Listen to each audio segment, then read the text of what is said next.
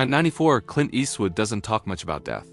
But when he does, his message is clear. No grand speeches, no fanfare, just family.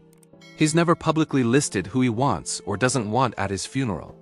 But in a way, his entire life has been that list. For a man who spent decades dodging the spotlight, the absolute last thing he would want is a spectacle made in his name. His career is legendary, from gritty westerns to Oscar-winning dramas, but the man himself has always valued privacy over publicity. So what does a Hollywood icon who despises Hollywood drama really want for his final farewell? The answer is simpler and more profound than you might think. He doesn't want a circus.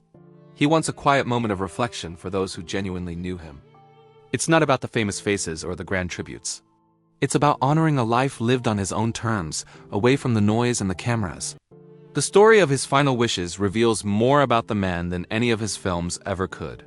In a rare 2014 interview, when asked how he'd like to be remembered, Eastwood didn't mention his Oscars, his box office records, or even Dirty Harry.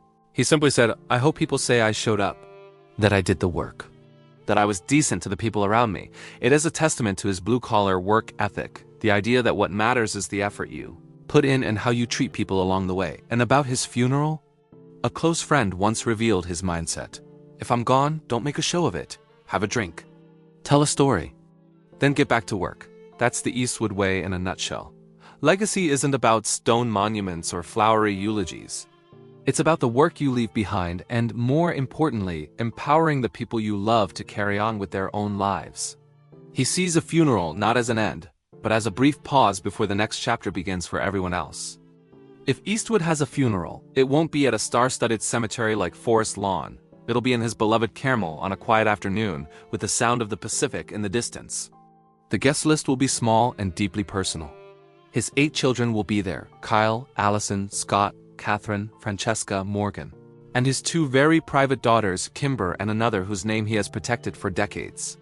His longtime partner, Christina Sandera, will be there, the steady, quiet presence who has been by his side through his recent films, surgeries, and his 90s. You might see a few old friends like Morgan Freeman or his trusted editor, Joel Cox.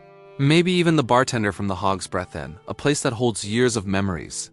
But don't expect to see studio heads, red carpets, or people who only knew the myth. It will be a gathering for those who knew the man. So, who won't be there? Will there be celebrities, politicians, or former co-stars who barely knew him? Almost certainly not. But that's not because he's explicitly banned them. It's because he never built his life around public approval in the first place. He never invited the world into his private life, so why would he start at his funeral? Eastwood lived for his work, his family, and a sense of quiet integrity. Those values don't need a high-profile guest list to be validated. As he once told his daughter Allison, the best funerals are the ones where people laugh more than they cry because they remembering a life well lived, not just a name. He wants memories, not mourning. He wants stories, not sadness. For him, a good life is its own reward, and the farewell should reflect the joy it brought, not just the loss. In the end, Clint Eastwood has never revealed a list of who he doesn't want at his funeral. And that's precisely the point. His focus has never been on exclusion. It's always been about meaning. When the time comes, his farewell won't be measured by who shows up.